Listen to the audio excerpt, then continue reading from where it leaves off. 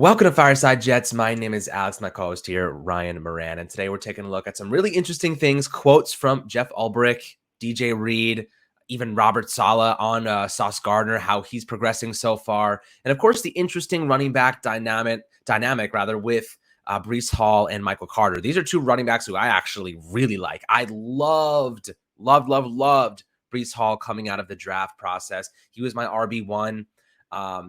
Whoever ended up with Breece Hall was going to get a really good workhorse running back. And the Jets ended up with Breece Hall, which is amazing for them. Good offensive line, good running backs. There's a lot to like about this unit, this offense, really developing. And I think that they're doing a good job getting them into the right mentality to succeed this upcoming season. So they have a lot working for them. I'm really excited to see how these guys continue to develop. We also have some really interesting Ring of Honor news coming out. And Ryan, before we dive into all this good stuff, how are you doing today, my friend? Doing well, Alex. I appreciate it. Hope all is well with you too. You said, a really exciting morning. It's been such a tough decade of Jets football that at times you just can't help but reminisce on the good times. And, this morning to see DeBrickashaw, Ferguson, Nick Mangold, and Darrelle Revis, three of the Jets' best players ever, especially, if you're born around my time. So to see them all get, that Ring of Honor induction, announced this morning was very exciting. It'll happen during the season this year. And three of the Jets' best players, you look back to those 2009, 2010 back-to-back AFC Championship game teams. Those guys were pillars. They were, critical to the success, core pieces. The Jets built those teams through the draft. Those guys were all first-round draft picks, and it's pretty well earned. Revis, I think the name speaks for itself. Arguably the best to ever do it. Mangold, when he was in the league, he was elite. He was as good really as anyone, 7-time Pro Bowler. And DeBrickashaw was just as reliable as it got at left tackle. He missed one snap in his entire career, which really tells you all you need to know. Made 3 straight Pro Bowls, was an anchor to those AFC Championship game teams. And, it was well earned. It was a well-put video with Mark Sanchez there in the studio with Woody Johnson. And, I think it's something that gave all Jet fans something to feel good about this morning. Absolutely. Although I could say that maybe leaving Mark Sanchez out of the equation could be a benefit as well. Because every time anyone thinks of Mark Sanchez, of course, you think of the butt fumble, but you don't think about the AFC Championship games. You don't think about the success leading up to it. Now, I do think that Sean Green and the running game had a tremendous amount of impact. But I really think that, focusing on these 3 guys, Revis, Mangold, and DeBrickashaw, these are 3 pillars of the Jets teams in the past, right? Like those are the 3 guys who you look at in the last 10 years and you're like, those are our best players, right? Those are the guys who you can look at and say were the leaders and they were consistent and, you could count on them every single game to show up and play at an elite level. Now, the Jets are hoping to get a couple more of those, and they did have 3 draft picks in the first round this year with Jermaine Johnson, Garrett Wilson, and Sauce Gardner. Now, are they going to be those guys, as good as those guys? Probably not, but we can hope for the best, and the good coaching staff will hopefully get them there. But I do want to dive into, some quotes yesterday from the OTAs, some good information for you guys. There's a lot of excitement going around this team, a lot of it in-house and a lot of it out of the house because the draft, a lot of people gave the Jets draft an A+. Now that's, pretty much across the board. People can agree with that. But defensive coordinator Jeff Ulbrich had some really great things to say about this secondary and really the development of the defensive backfield, because last year the Jets obviously went with a lot of youngsters, not a lot of experience back there. There was really a rebuild year, see what we got. And they held up decently for the most part. They had their fair share of struggles, but ultimately, I think they played above expectations. And Ulbrich really had to say, time will tell regarding how good this defensive backfield is going to be. But in this league, especially in the current landscape of pass happy every week, it's huge to have a revamped secondary. With a good secondary, you can be pretty good defensively in this league. Focusing on the Jets defense and how the pass rush is going to help that secondary. You got Carl Lawson coming back from the big injury. Of course, you have Jermaine Johnson being thrust into the equation there, and you have DJ Reed and Sauce Gardner now being added to the equation as well. So you have 4 new high impact players added to this Jets defense who we did not see take a snap last year for this team. And how exciting does that make you, Ryan? Like, this is a totally different group in terms of 4 legit impact players, then adding it to CJ Mosley, Quinnen Williams, and some of these already established guys. It's exciting to see. And I imagine you're probably very, very excited to see how they can really take the Jets defense to another level. Oh, 100%. You knew that they already had some really respectable players, John Franklin Myers, Quinnen Williams, CJ Mosley, Michael Carter II, I think he's a rookie. He's a slot corner. Yeah, it's a hard position to play. He came in as a 5th-round pick and started all year, really did some good things. And you said it, to get a healthy Carl Lawson, even Vinny Curry, adding Jermaine Johnson, and then in the defensive backfield there with Jordan Whitehead, DJ Reed, and Sauce. I mean, this defense is a lot better on paper. Obviously, time will tell. You still got to go out and do it. This run defense in particular is really going to have to prove itself and, allow that rushing coverage to work hand in hand on 3rd down in the passing game. But overall, it's definitely a stronger group. I think there's a lot more to be optimistic about. And, even like up front, like Jermaine Johnson and Carl Lawson, I both think fit the scheme well and they complement each other well because they're really two just penetrating players who attack up the field with speed. And now you have that luxury of being able to kick John Franklin Myers inside where he thrived in 2020. And I mean, all in all, what this really does is give Quinnen Williams every opportunity he needs to finally break out and be elite. Like, I think Quinnen, we've touched on it before, like he's been good his 3 years with the Jets, and I think it's really time to be great. So overall, I think that the pieces are there for Saleh and Ulbrich to really, I'm not going to say get this like a top 10 or 12 defense, but to get it to the top 20, maybe they break around that 15 range and, make life easy on this offense as well. Right. And, when you have the development of Zach Wilson as part of this, system, and if he takes that step forward and your defense takes a step forward, this Jets team could be very underrated. Looking at the talent on the squad, a lot of them are experienced, like DJ Reed, a guy who's coming over from Seattle, very known for their defensive quality. So hopefully this translates, right? Like hopefully he becomes that CB2, even, CB1, I guess it could be interchangeable with Sauce Gardner right now. Everybody thinks he's going to be that CB1, but he needs time. And Saleh made it known that he needs time. He said he still has to go and earn it, right? Like he's coming out of this draft, top 10 pick. Everybody knows he's going to be a phenomenal player, or at least thinks he's going to be a phenomenal player, but still make the guy earn it. That's the thing. If you can learn anything from the Giants, don't hand out starting jobs, because we have done that for 5 years now, and every single time we do it, it gets thrown right back on our face. You have to make guys earn their reps, earn their starting reps, and when you're just giving them out, they don't have any incentive to fight for it. So I think Gardner, he's a ton of confidence, charismatic guy. I really hope that they put him in a position where he can really like still have some incentive to earn it and really showcase what he's got. Now, another guy who's also in that same spot is Breece Hall, right? Breece Hall, and this is what Saleh said of Breece. If Breece has started, he's taking the 1 reps, and it's not for show. You've got to earn your right to go play football. Just because you were drafted in a certain spot doesn't mean anything, right? Breece, this is a guy who's coming from Iowa, and he is a workhorse back, but Michael Carter had a great rookie season. And Michael Carter was like, I think there's enough room for both of us to eat. And basically, this is what his exact quote was.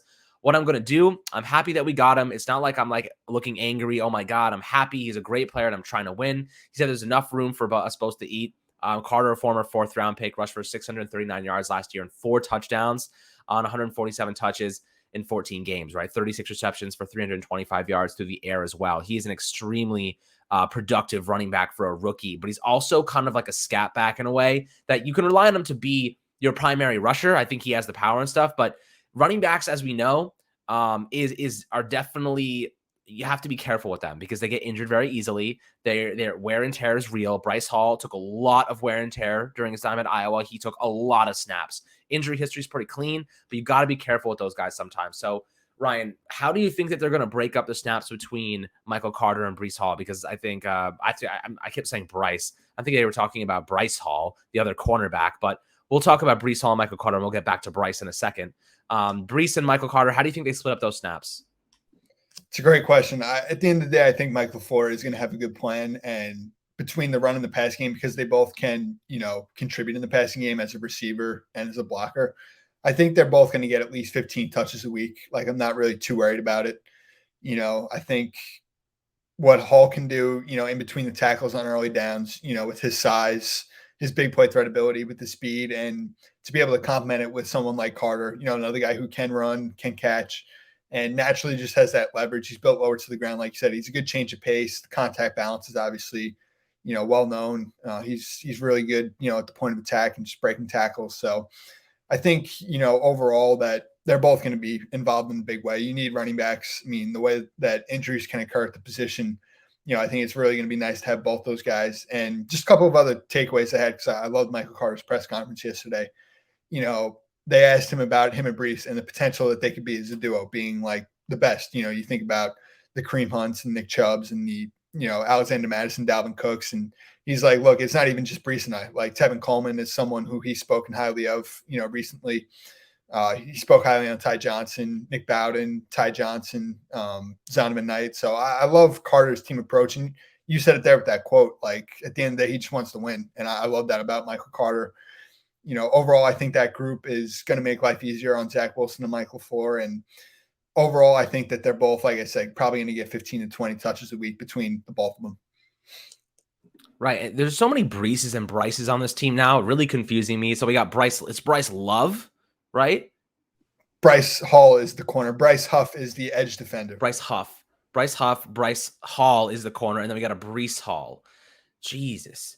So many Breeces and Bryces, I can't even distinguish between them anymore. Hopefully they're all the best Breeces and Bryces ever. Yeah, wasn't there a Bryce Love? There was a running back Bryce Love a couple years ago. I don't know. Yes, there's so many. There was.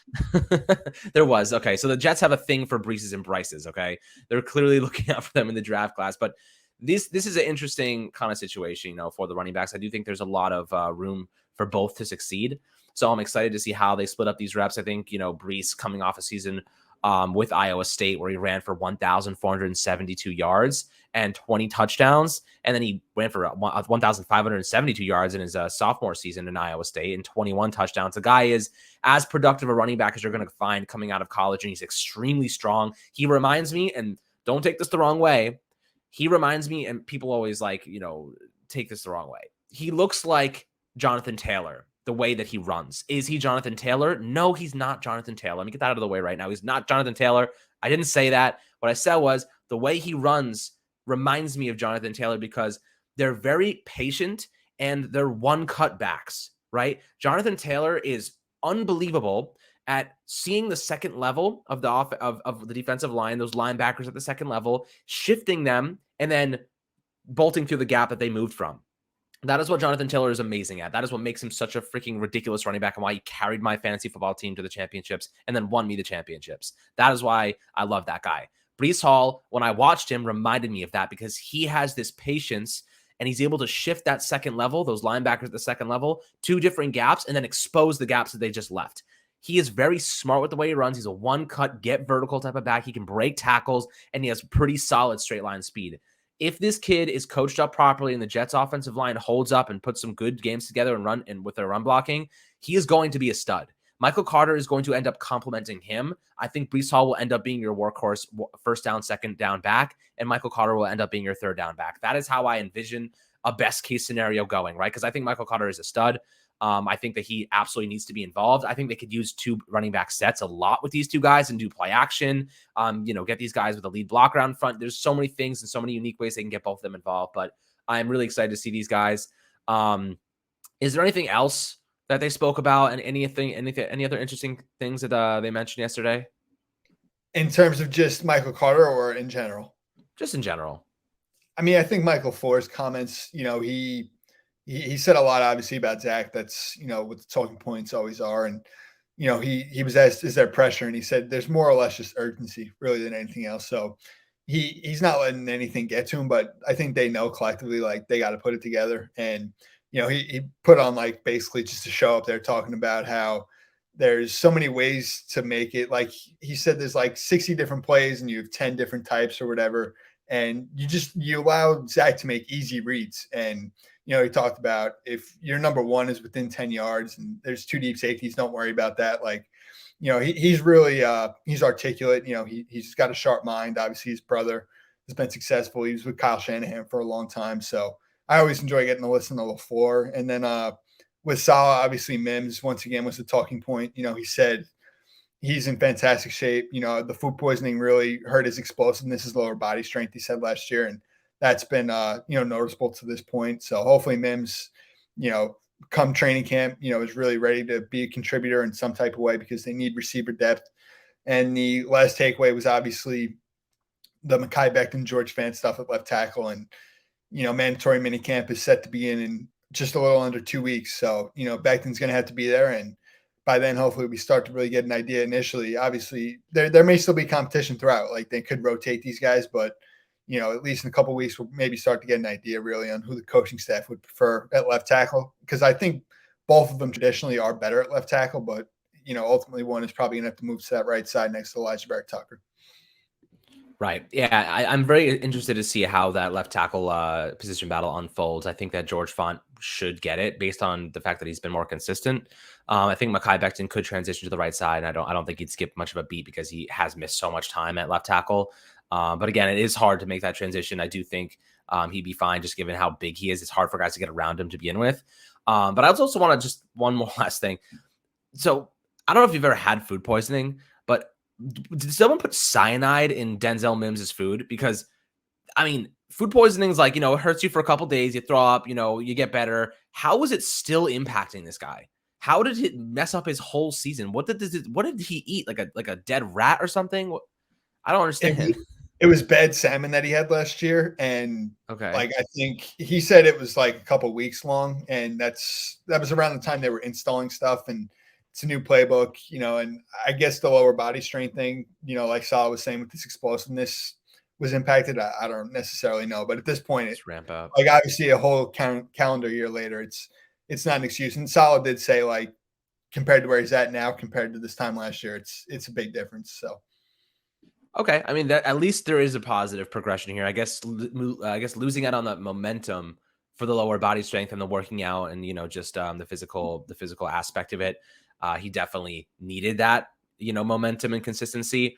I guess like it just was kind of interesting. I was like, I've had food poisoning, 3-4 days definitely impacted me. I was not feeling good, but I was back to normal like a couple days later. I mean, a couple of weeks. Bad salmon. I don't know what the hell was in that salmon, man. That's crazy. So interesting nonetheless. Hopefully he can make an impact this year. But that pretty much wraps up, the OTA, the news from OTAs yesterday, and the main takeaways of all these different things going on with the secondary, the running back duo now being formulated. Really excited to see some of these position groups really take the next step forward and hopefully put together a really good 2022 season and set the stage for the future. But if you guys enjoyed this video, make sure to like and subscribe below on YouTube. Much love as always. We'll catch you guys on the next Fireside Jets episode.